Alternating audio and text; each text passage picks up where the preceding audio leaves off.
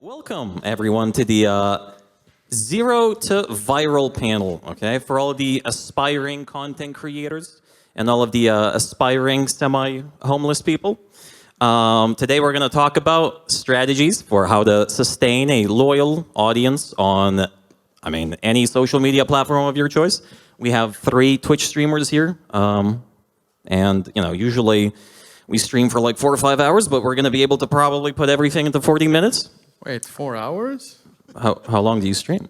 Minimum 8. Oh, you stream for 8 hours? I mean, you got to, right? Well, you hear clearly the professional streamer here, yeah. I mean, I'm also a former professional gamer, and I know the hours into that. But to be fair, you play a video game. I do, but I'm We also... talk, okay? We talk. That's fair. I mean, you also strain your voices and all of those things. You have to have a break there and so on. No, I don't take any breaks. Oh, you don't take any breaks? Oh. But to be fair, my voice does go out very often. Oh, so you high up your voice quite often? Yeah. Ah, okay. When I turn on my stream, for some reason, my voice goes like 3 decibels or 3 octaves higher. But you stream like at least 4 times a week. I stream literally once for 4 hours a week. Okay, so fair enough. I'm the farthest away from a streamer it can be. True. Wait, how many times a week do you stream? I try, depending on how my schedule works, because I would say like me as a streamer is completely different than most streamers because I involve my streaming career or my business with traveling as well and doing business all around it. So, but I try to have a minimum of doing at least 180 hours per month, at least. And then depends if I have 4 trips that month. Yeah, I gotta try to do it as close as possible. It's like a full-time job. Exactly. Yeah, so I would say 5 times a week, 8 hours. Okay, this guy Holy crap! Just so you feel, I'm not in the wrong league. I'm in the wrong sport. Yeah, just so you know, this guy streams 16 hours a month. Just to feel a little bit better about yourself. Yeah. It's almost like we should do like a swap a streamer live. See how it is. Let's do that. Sounds fun. I would love to have more time. I would be like, what should I do? Can I 3D print more stuff then on my own time? Can I go out actually outside and touch grass? You could then. You can then. Yeah, touch grass. Yeah. Yeah, no. Screw the grass. But for anyone that doesn't know who you are, okay, we kind of introduced what you do, but who are you? So my name is Christopher Alison. Alison, it's probably the right pronunciation. I'm Swedish. I'm a former professional Counter-Strike player, and I've basically been playing games since I was 5 years old. So I'm basically born when there were CRT monitors that most people don't know about. You have to have actually CD or a CD-ROM or a desk, or disc. And I've been through every stages of being a professional gamer. I've been sleeping on rough places, basically sleeping on my desk, playing for $10, winnings, or mouse pad, until eventually seeing big arenas full of fans, a lot of followers on social media. I played in an area where there was no social media as well.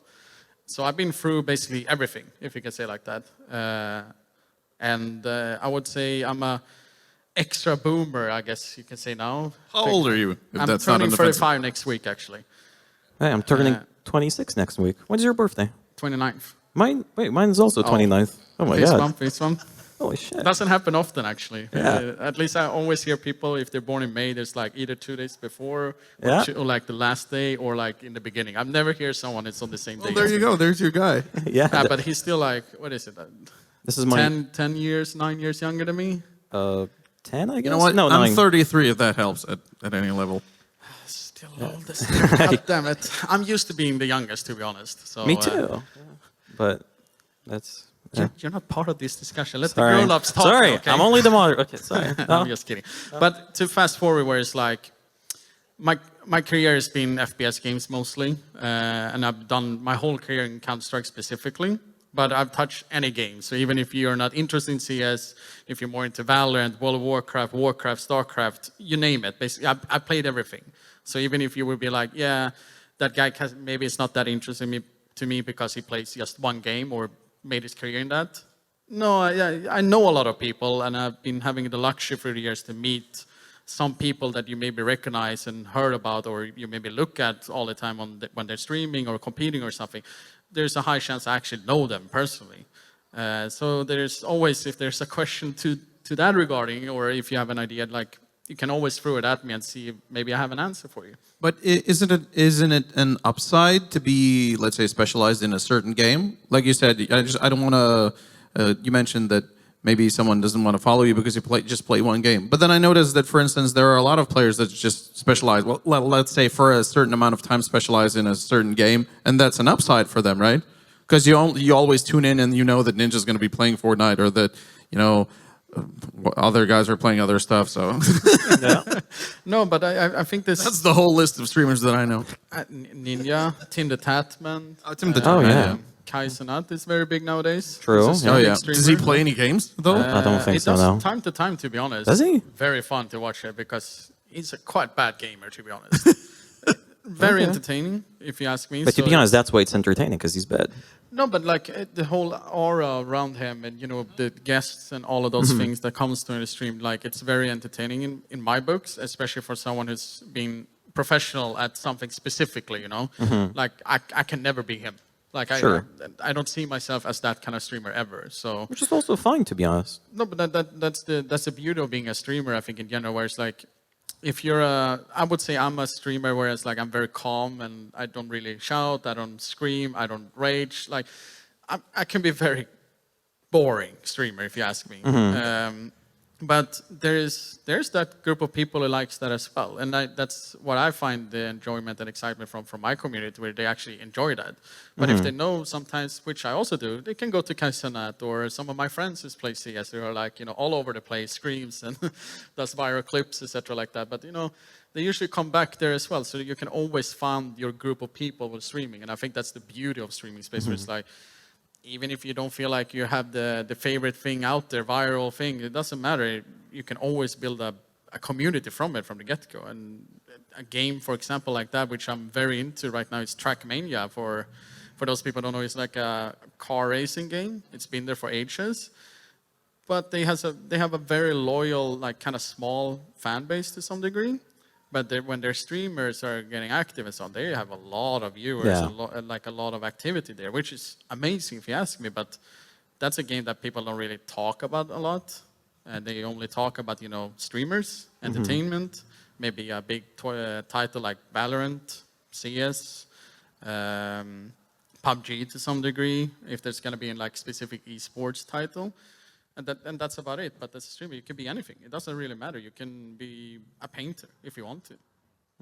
Well, going on to you, okay? If somebody here doesn't know who you are, okay?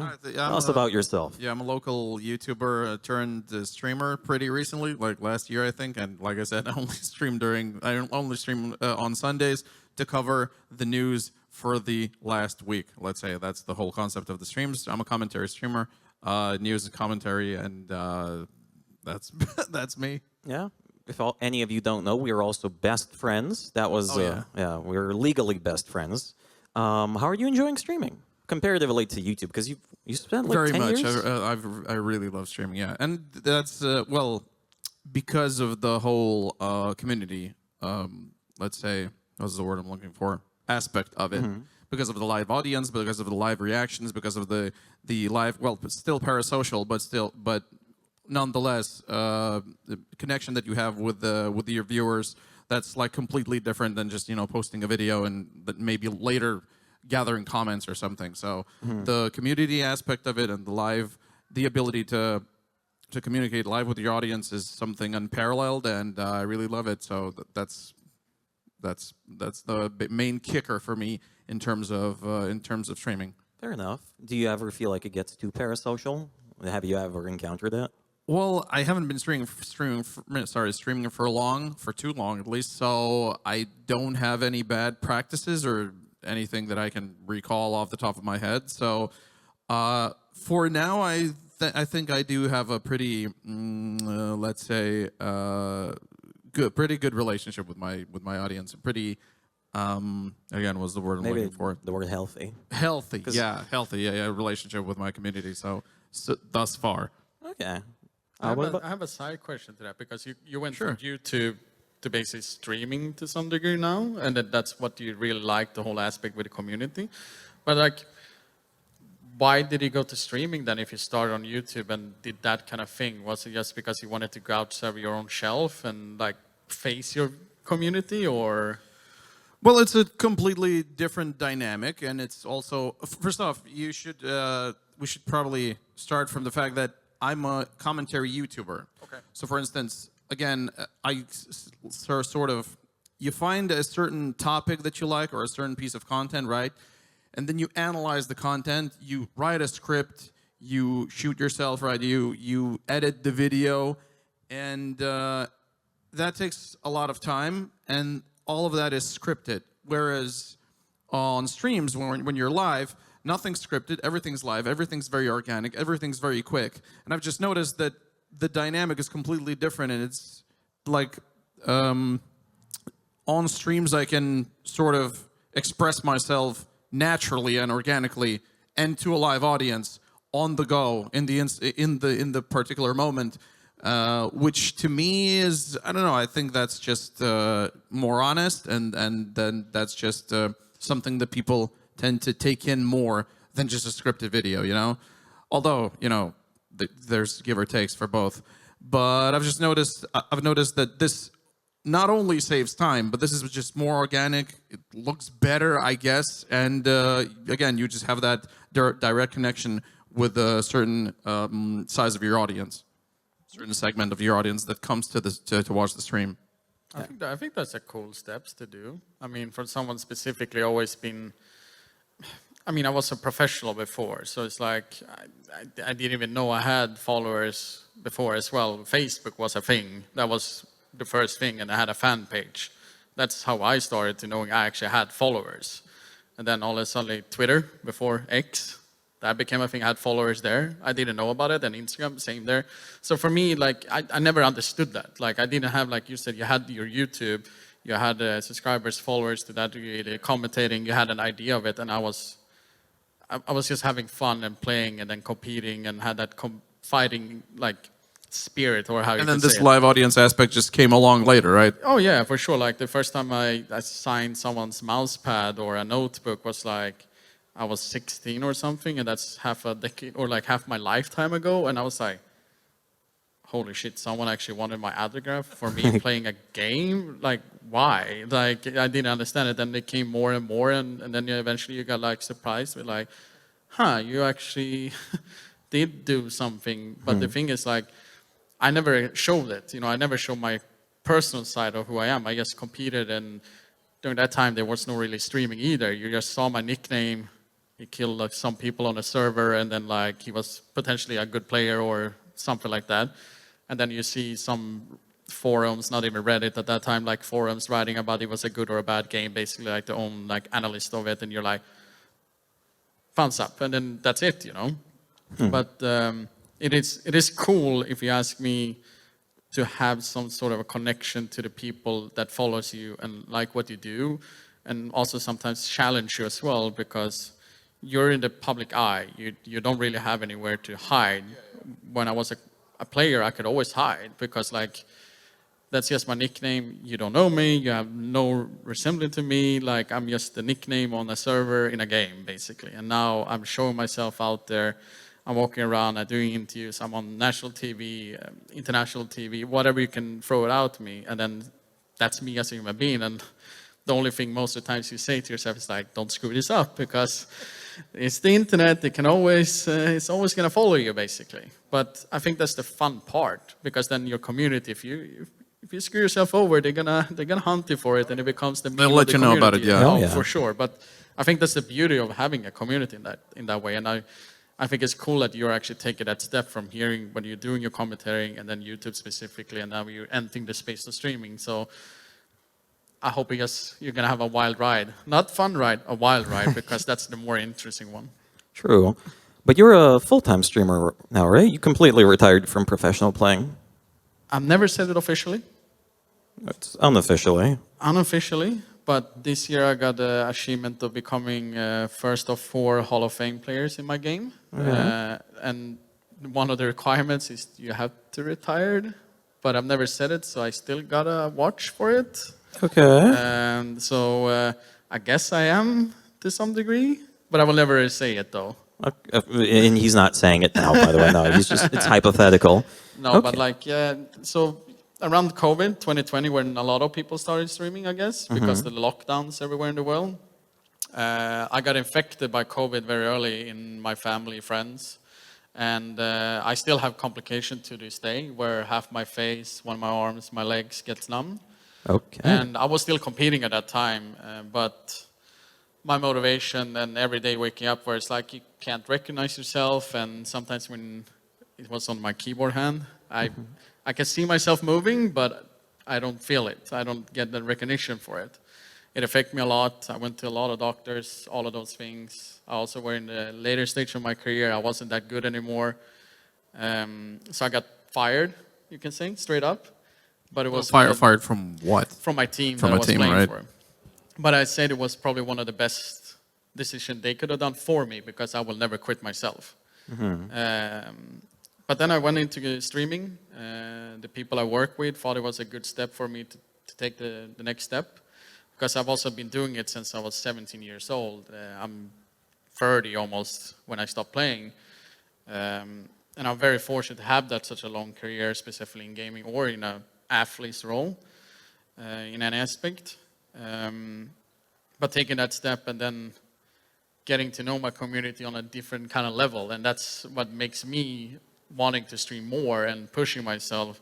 Because I can say I also, like, in the beginning stream, I streamed like 2 hours, 3 hours max per day. Yeah. Some days I took 3 days off, because like I'm used to that weird lifestyle, because I was competing and I was off the grid for months at a time, and I didn't have to sit in front of a camera explaining my day and what are we doing today or anything like that. I was a very bad streamer in the beginning.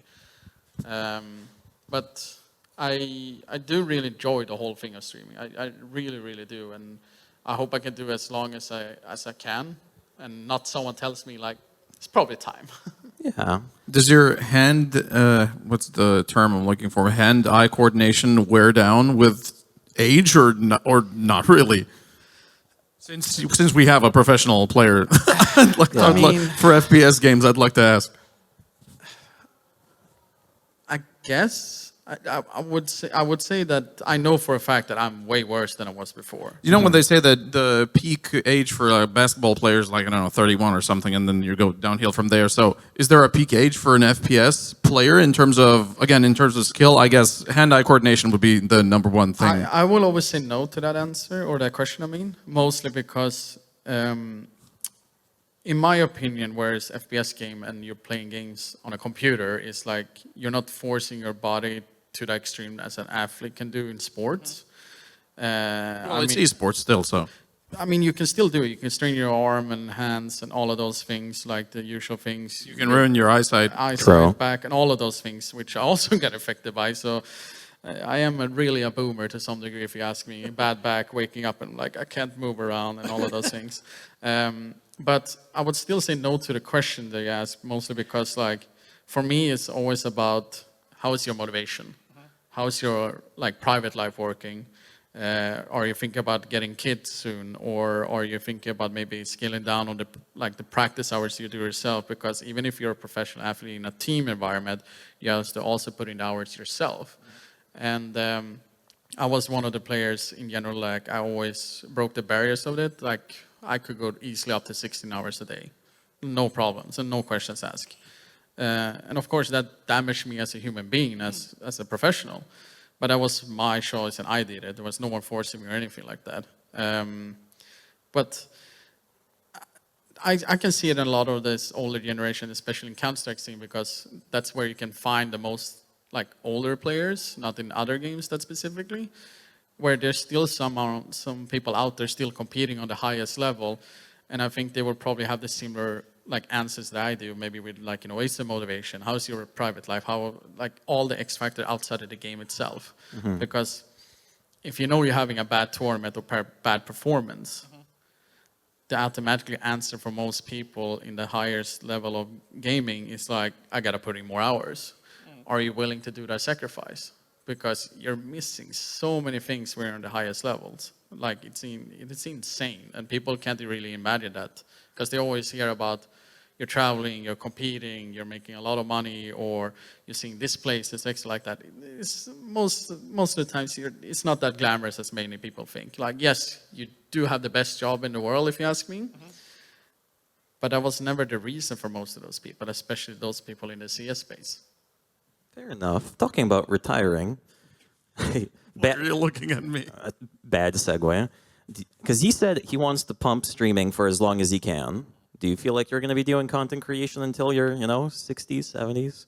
Do you have any other plans? I don't know. I plan, like I once said, I plan like one day ahead. I open up my schedule and I'm like, okay, so tomorrow I have this, this, and that. I don't know what I'm going to do in the next year, half year, 5 years, or whatever. Okay.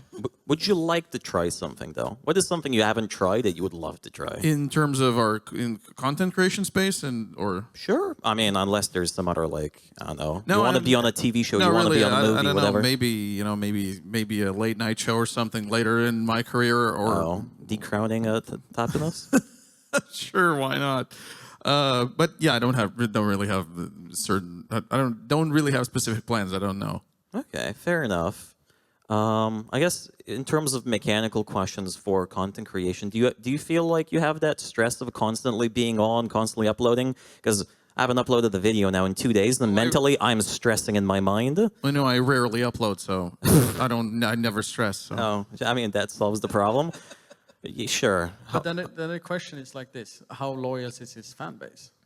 Are they used to him like never upload them? This guy is perfect. Like it's a running joke in my community that I never upload, or whenever I upload, it's like, oh my god, he remembered the password to his YouTube channel. So this guy is literally like a prime gaslighter. He appears on the internet like once a week, uploads once a year, and there's fucking thousands of people coming to watch him. This guy is what this panel is made about. Why? Like, what is not in like a bad way, but how do you feel like you, I guess, created such a loyal fan base? Like, where was the actual beginning of it? Because it's not, I know for a fact, it's hard to get an audience that loyal. I think he could agree as well. Well, you do know that my whole career, I mean, you're local, you do know that my whole career is like, is just so happens to happen, just did happen once. And I made a video that blew up. I was a data analyst I was just basically, a data analyst for numerous companies, and then I made one YouTube video. It exploded, and from then on, I was like, okay, I guess I'm doing this now. So it's I just got lucky. And you managed. You do know that I just got lucky. I know that they don't know that, but and you managed to ride the wave basically since the blow up, the viral blow up. I would say yes, particularly in the first 4 years of my career. So I started in 2018, I think. So yeah, during the first 4 years of my career. Then in the last couple of years, I've been, again, the content, I've pretty much stopped with the YouTube content. And just the last year I started streaming, so. Are you going to come back to the YouTube content?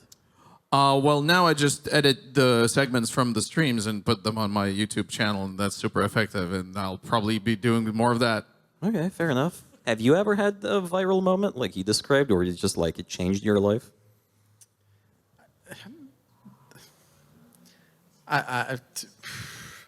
No, because like when I know I was gonna sit there and people were like, "Yeah, viral moment," I was like, "What do you mean with viral moment?" I'm part of the industry where it's like I didn't even know there was a viral moment before. But I mean, I've been on game shows. I've made myself look like a fool. I've been part of Wipeout, if you know that thing. Yeah, that became the biggest hit in Swedish media, like the professional. The water course with the bubbles and the with the balloons. Did you perform well on it? Yes, write my nickname and Wipeout. You find on YouTube instantly. It's there still. Okay, I'll need to do that. I've been part of like cooking shows. I've been part of like the Swedish Recycle thing and standing like one of the actors in it and so on. Like I've been part of some sort of, I guess, viral moments there and there, and also playing career as well. But I don't think they really stick out because they are like more either like, oh my god, he did an amazing round, or like, yeah, that was a big fail, and like they kind of fade out pretty quickly. But like the one with Wipeout is more interesting mostly because this was during the time when football is still the biggest thing in Sweden. Yeah.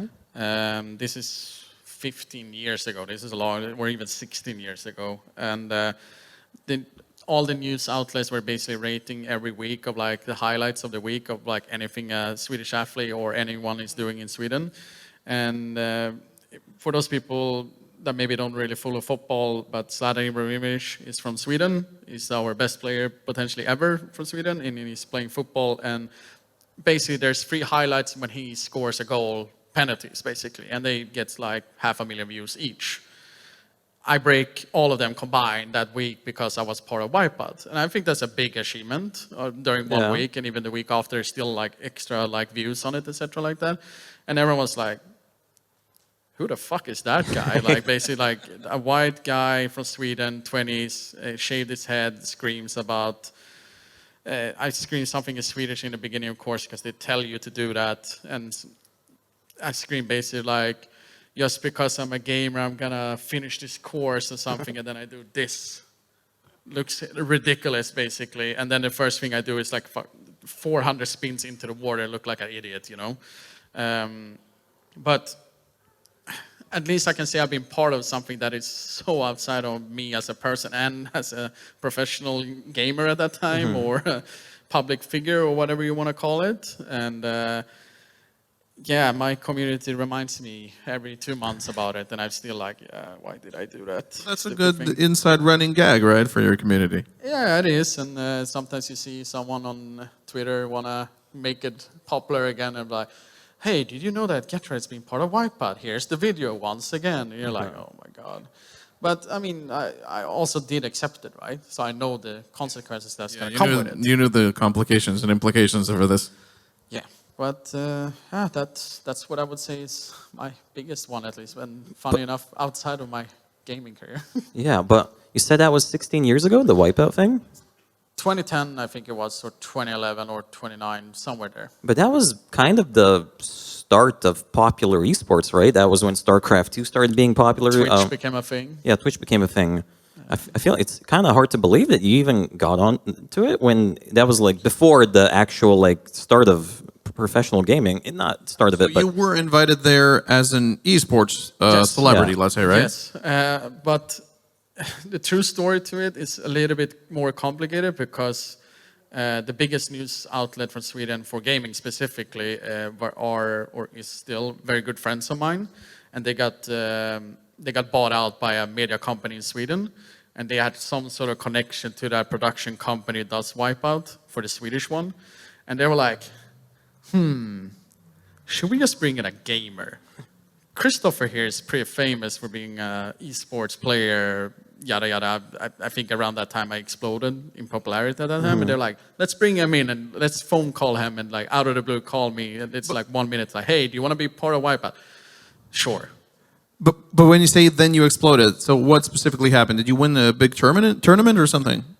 That's where basically I started my career of being like the player of the year. My team became the team of the year, and I became like the esport player of the year at the same year. And like people got to recognize me of being a pretty good CS player, basically. So, and this is still during that time when YouTube weren't that big as it is. I mean, it was starting to get a population, and streaming became a thing, and like you can follow things easier than before, etc. So it's like it's exactly in the tipping point or the starting point, basically, of like social media is a thing, basically. Okay, interesting.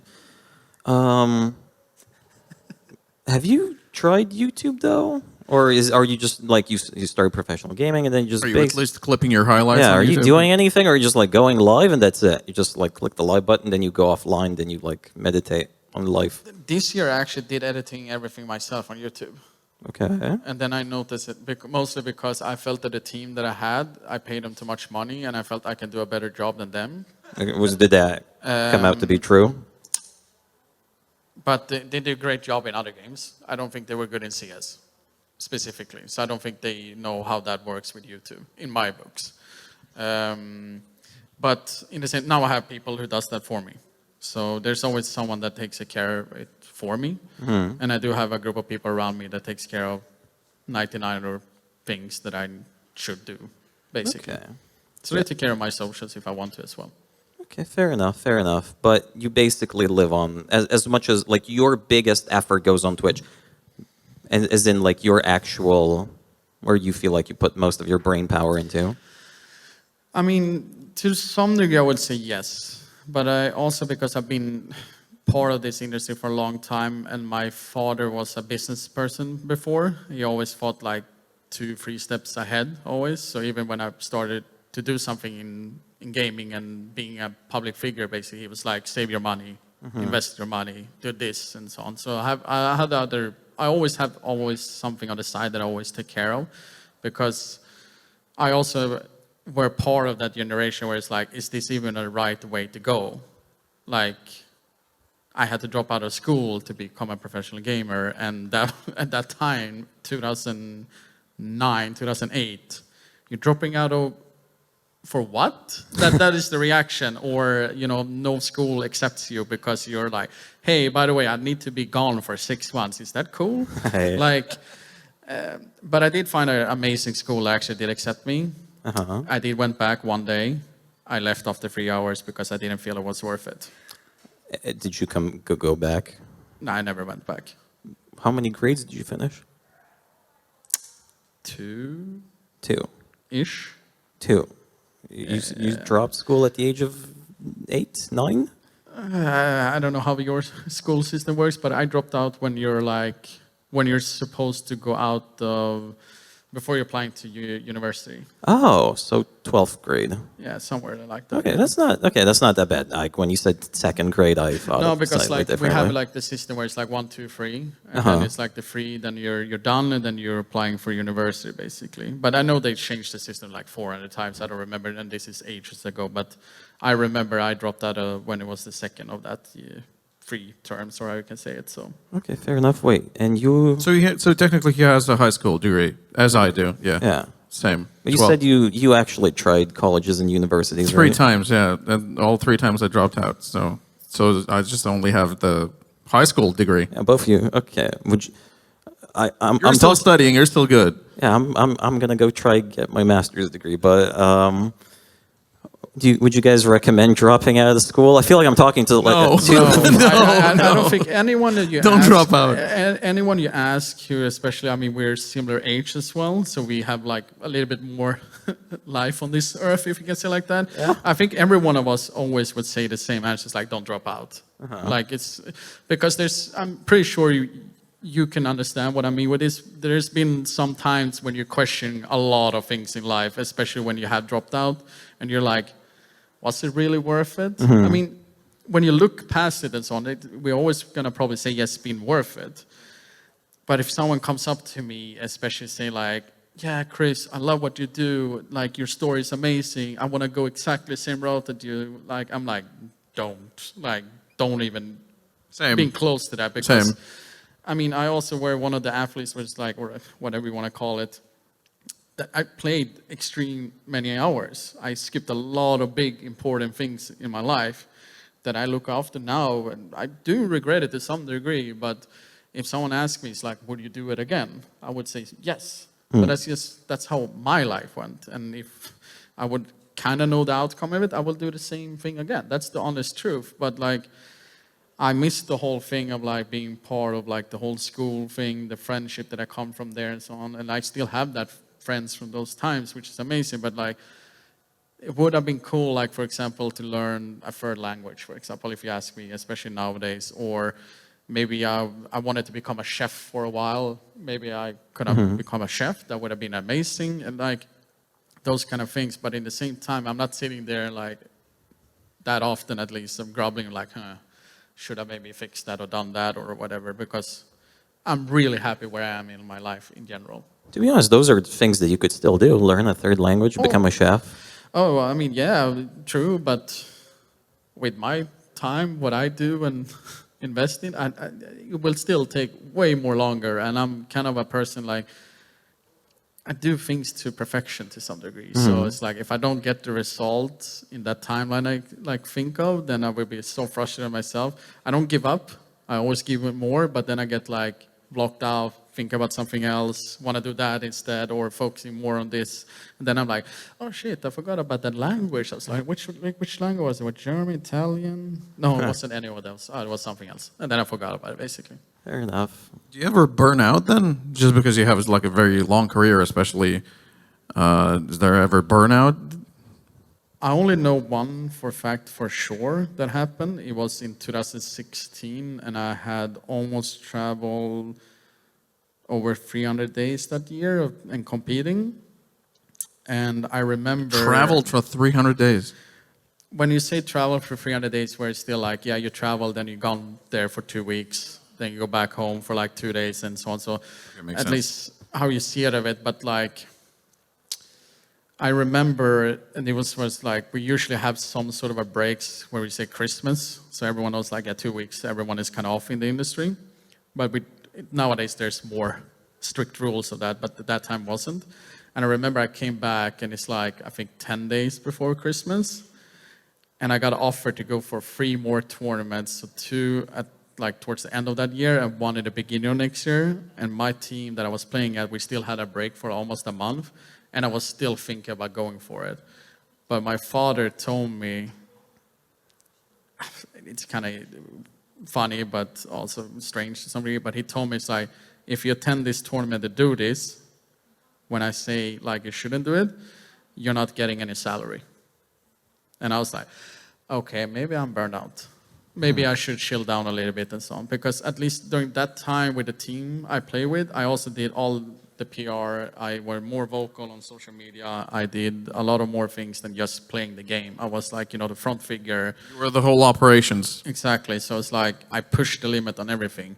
And I know a lot of people were burned out in general that year, but I never really understood it till my father was like, no, like kind of that way. And I even remember I thanked them 2 weeks later. I was like, yeah, it was good that you told me no, because I've never experienced that tiredness of my life in that 2 weeks. I barely have any memory from that timeline, because like it felt like a fog, and then I woke up 2 weeks later and it's like, oh, I have had a break.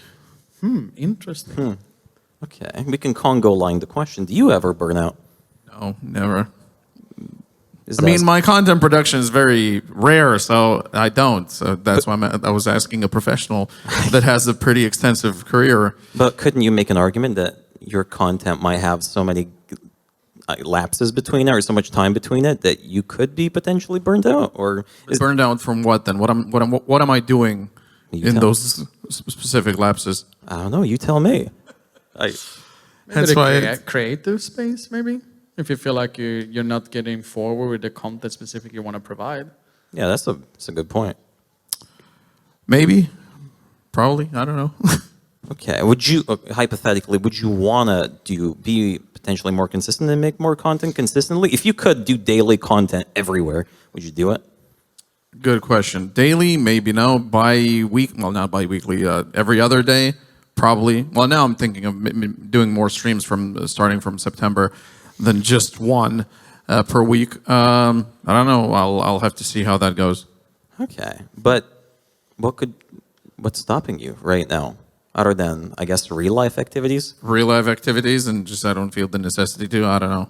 Okay. Do you feel like you balance your real life and your content creation healthily? Currently, yes. Because again, there's not a lot of content that I'm producing. I love that that's your answer to everything. It's just straight up like, yeah. Yeah, I'm good. Okay. Maybe that's a good thing, though. I absolutely. Because like there's some people of like when they're a content creator, where it's like they literally feels like they're robots and spamming out as much as they can, upload every day, 10 to 20 minutes videos every day, and then 10 highlights or like shorts or whatever you want to call it, per day. Mm-hmm. And here we have a guy that's completely opposite to that. Yeah, we have a healthy person Are on we stage. lucky to get one video this month, or are we going to wait 2 months? But those, I think in general, when I see those content creators, I know a couple of those, I feel like I'm always more interested in knowing what happened. Or like those couple of months when they disappeared or something. But they never say anything, what happened or what they've done. They basically just, I took a longer break than I was supposed to. Here's the video, by the way. And basically, was just lazy, yeah. I mean, maybe, but I think it's like, maybe you have just found the perfect sauce to your success. because some people would probably like say it's the wrong way to do it, and some people would agree with you to do it. Like for me, I wish that I could do that, to be honest. Yeah. But in the same time, I also know how my life has worked out, and I would probably get bored and I would want to do more, so I would like push myself to do more. But if that could be a thing, let's say in another dimension or universe or whatever you want to say, if that could be what I could have gotten, I would be so happy, at least of how much I've put into things, so at least. But to be honest, yeah, it's a good example of a healthy balance, because I've been going ham. I've been hitting my head against the wall for the last 5 years. And at this point, I have moments of derealization where I'm just looking at a mirror and I'm like, damn, I'm a human being, and not literally just numbers on my stream. And I don't know, this is like a healthy showcase. We have like the healthy showcase, the unhealthy showcase, and we have like the middle ground between us. am I in the middle ground? Do you feel like you're in the middle ground? I have no idea where to put myself. I'm at least not in a healthy one. Because the thing is, like, I missed streaming yesterday because I was traveling here, and I feel like I need to stream.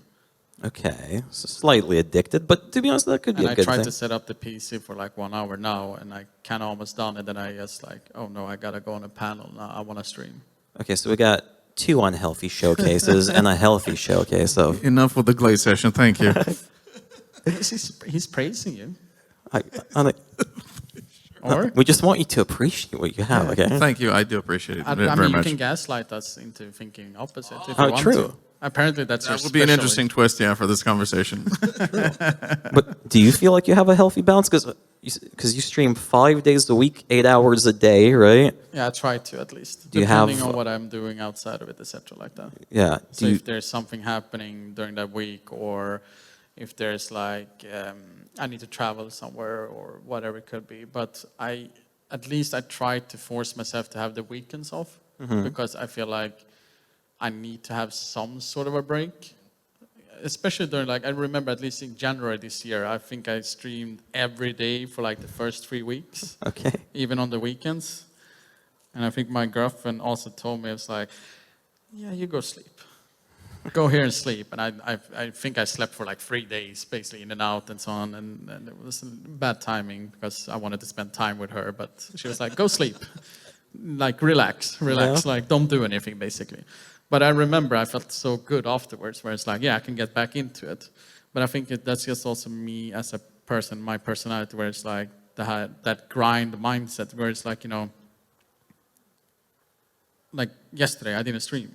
And I just want to get back into streaming, because I feel like if I haven't done it, then I failed, basically, or I've not been successful for that week that I planned up to it, basically. How do you define success? What is success to you? Because you've said, I think, twice or 3 times now that there's like a imaginary like success line that you think of. What is it for you? What is like a successful week to you? A successful week to me is putting in my hours. How many? Content, I mean, 8 times 5. So what is that? I mean, I'm bad at 45? 40? 40? 8 times 5? Isn't it more? It's like 60? No? Is it 40? I love that we have 2 people who dropped out of school trying to do math on stage. Very nice. Okay. But yeah. Maybe 40. Well, 10 times 5 is 50, right? Oh, yeah, that's So true. then you take away 40. 5 twice, it's 40. He was smarter than we thought. Okay, good to know. No, but like, let's say 40 hours a week. Ex-data analyst, yeah. True. Oh, yeah, that's true. The content I want to release on my social is up to the pair that I want it to be. I want to feel like I've done some sort of impact to my community, even if it just means 1 person or 10 people or the whole community. It doesn't really matter in that way. But I want to feel good. So when that Saturday comes and I know that I would never really say forced to stream, because I decide my own hours, but I like feel like, oh, I need to stream now because I need to do this. I want to feel like on Saturday, it's a beautiful weather outside. My friends are saying, hey, let's hang out or whatever. You know, anything outside of my normal office, I can be feeling like I've had a successful week. And every sponsors that I work with are happy with me, and everything feels smooth. Then I'm happy, I would say. Okay. As the last question, then same question to you. How do you define your success? And I guess what do you want to maybe achieve in the future in general? Again, I don't really have any specific plans or ambitions for the future. I really don't know. Again, I just open up my schedule, just look at what's up next for tomorrow or maybe the upcoming week tops. How do I define success? I mean, whenever I have a pretty efficient week, efficient meaning, I do a stream, maybe I upload a video to YouTube, maybe I do a couple of shorts in that same week, maybe I have I don't know, a TV show or something, like shooting. Like if my week is jam-packed and at the end of the week I feel like I actually did something and my content output was, let's say, sufficient, again, then you need to probably define what sufficient is. Then I feel like, okay, this was a good week for me, and this was I don't know, it's a successful week, something that actually added up, something that actually improved, let's say, my general, what's the word I'm looking for? Well-being? Not well-being, but prekinis ženklas, what's the word? I guess your market value? Let's say, we can call it that.